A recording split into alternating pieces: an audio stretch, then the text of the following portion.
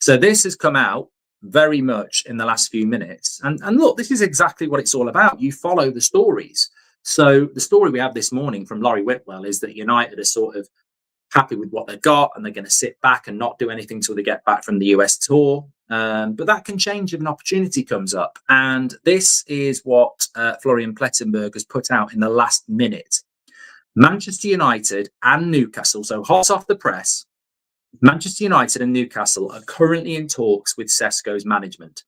Both teams have presented their projects and financial offers. The decision now lies mainly with the player in his camp. Offers are expected to be formally submitted to Leipzig following the verbal agreement. However, Newcastle are pushing a lot. Now, I just want to say this. Unless Fabrizio Romano or David Ornstein says that Manchester United have presented a financial offer, I don't believe it. I don't believe it. Now, Plettigoal's good, but he can miss and he can score. But I have to always say there are 5 strands to a transfer.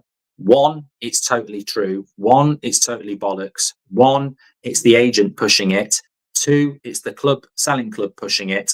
And 5, it's the agent and using it to get a new contract where they are. Well, he's not looking for a new contract, but we've got to be very aware that it could be the agents or Leipzig using Man United to push Newcastle up, and you have to consider that.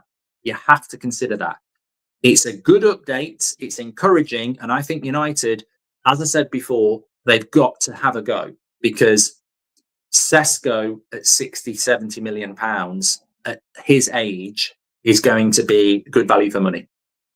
And he's a good player and he's a striker. But if he doesn't come to Manchester United and goes to Newcastle, he's a good signing for Newcastle, and we'll probably say we were never in. Now, Plettigoal saying that United have presented their project and financial offer, that doesn't fit in with somebody like a Fabrizio Romano, who would be very well briefed on this and has been very well briefed on Sesko for quite a while. So I would just warn caution on that one, because we could be being used to push Newcastle up. I mean, look, even Romano hasn't said that we've presented an offer. So that reads like we're both in talks with Sesko's management and both teams have presented their projects and financial offers. That's not with Leipzig, by the way. That's not with Leipzig. That's with the player. So, yeah, I think you've got to be a little bit wary of that. But we might get a drop from Romano or Ornstein in the next hour, in which case you might say it's true. But we just need to be very, very, very careful with that, because that reads like we've presented a project and a financial offer to the player. Now, that's the way a transfer should work. 100%. That's how a transfer works. You know, there is another flow for a transfer.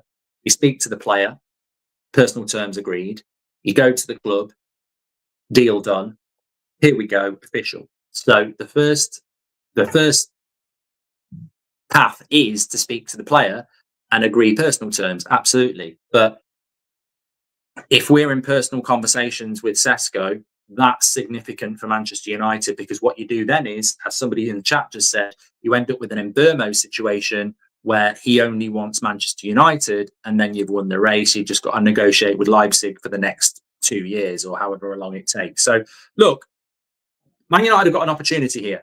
That is why I said about the story we broke this morning. Not we didn't break it. The story we started off with is, I'm not going to scream and shout about it, because although it reads like United aren't going to do anything until the last few weeks of the window, and we're very happy with what we've done, and we're not going to do anything while we're on the tour, it only takes a minute to fall in love.